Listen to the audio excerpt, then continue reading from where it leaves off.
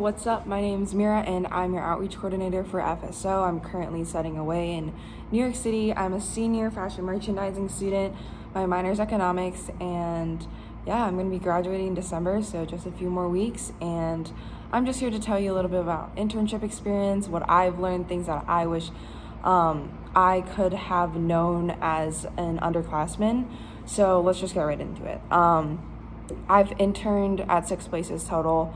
I'm currently on my 6th internship, and I've interned for Oscar de la Renta and a Sui NFP while I was here in New York City my junior year fall semester. And I also interned with a company called PFIN, which is a fashion trend forecasting company in Korea, and that was through Ken's study away program for South Korea during the summer. I highly recommend that. It was a great experience. I definitely think not only did you get study away experience, but you also got internship experience overseas, which is invaluable. I think that's super important. I know that Florence also, some students intern there, but I definitely would say take advantage of every opportunity the school has to offer. In NYC, I interned at 3 companies at once and was a full-time student.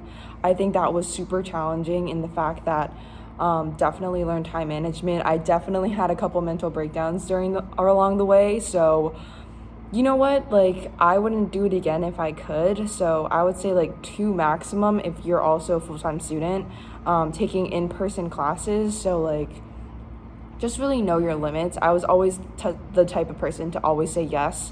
There is a point where you have to say no and know your limits and be able to, turn down opportunities that you might really want, but you should be realistic, in terms of your sanity. Definitely was a crazy amount of hours spent doing homework, staying up late, going from internship to internship. So my advice is to definitely be able to say no early. Along those lines, I also interned this summer for Urban Outfitters for their men's department in product development, and that was a huge opportunity. I definitely do not regret doing that. I've learned so much during that internship. It was for 10 weeks, and it was over the summer, and it was like 40-hour work weeks, and it was basically like a taste on like what it is like to have a full-time corporate job. So the process is like, I know the application closes on November 11th, so you still have time to apply. You can only apply to 1 internship, which is kind of the caveat. That's where they get you. So like, make sure you're deciding on an internship that you think you're qualified.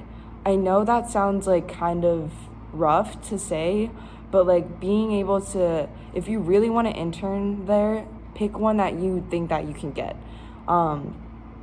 There's a lot more popular ones. Like, I know that buying is a really popular one, and so is styling. So maybe if you actually really, really want to intern for them, like, pick the one that you know that you can get. I think that's something that a lot of people shot for internships with them that were maybe they weren't the most qualified for. So make sure to have like a good amount of background in the internship that you're applying for.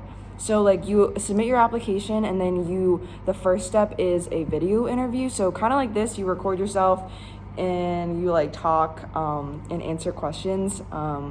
So that's like 30 seconds you get to like review the question, and then you have an unlimited time to answer.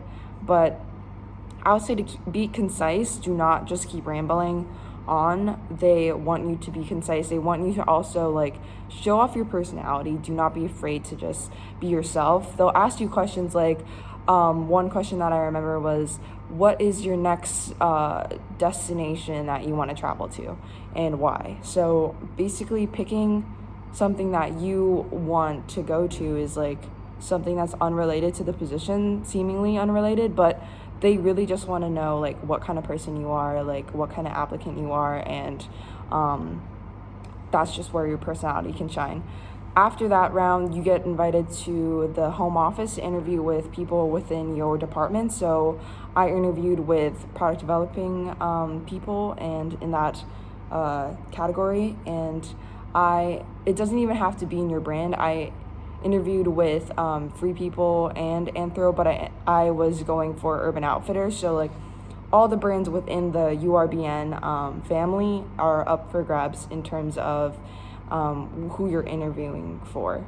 I think that's where you really talk about your experience. Make sure that you have a lot of good pointers that are relevant to the role, that and have ideas of what you want to talk about. Because when I went in, it was, at least this is how my interview went. It was they just sat me down and was like, they asked me, so tell me about yourself, and that was kind of like off-putting to me because I didn't really, it was just kind of like, oh, so open-ended that I had to really like narrow down my focus and like start off with like my year and my what I was studying and then go from there. But be prepared to just like go off the cuff and be able to really sell yourself and talk about your experiences and achievements that you've had, challenges that you've overcome, and like be able to just talk about it openly.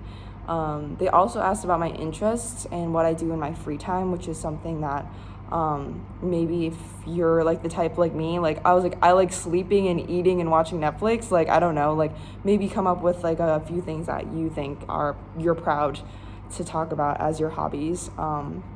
So that's the pointers I have for like the interview process for Urban. Definitely don't be afraid to shoot for companies that you think are out of your league. I remember my freshman year, I had dreams of companies, but I never thought that I could actually attain them. I want to tell you right now that like any company is attainable. Any company you set your hearts on, you can get, like if you try hard enough. The fashion industry is amazing and it has been nothing but good to me, and it's because it's the work that you put in. And I really think that you guys are the creme de la creme of the school. You're an FSO, like I was an FSO, like people in FSO are very successful, and I think that you guys are on the fast track to success, just being in this organization.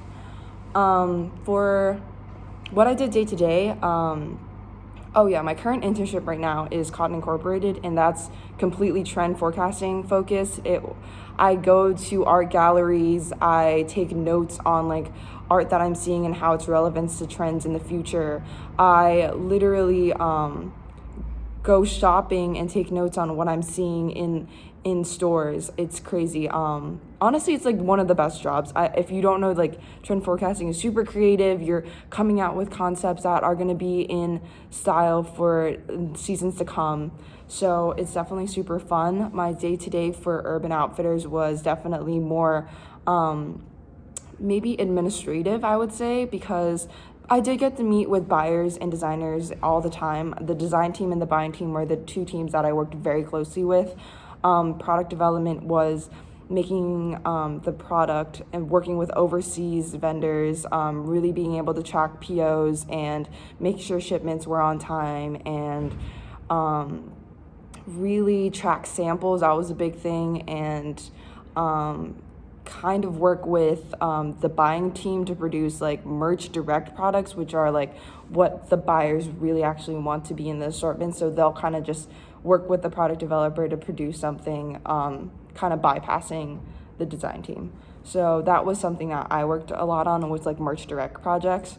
So that was for product development for Urban Outfitters. And then the other, Oscar de la Renta and Anna Sui and NFP, they were all very much ad hoc tasks. Every day was different. During Fashion Week, it was insane. Definitely different in every single company that I worked for, but it was more like day to day was like a different to-do task. They sent me out a lot for like picking up samples, going to the garment district, working with factories there. So that's what I did during my internships.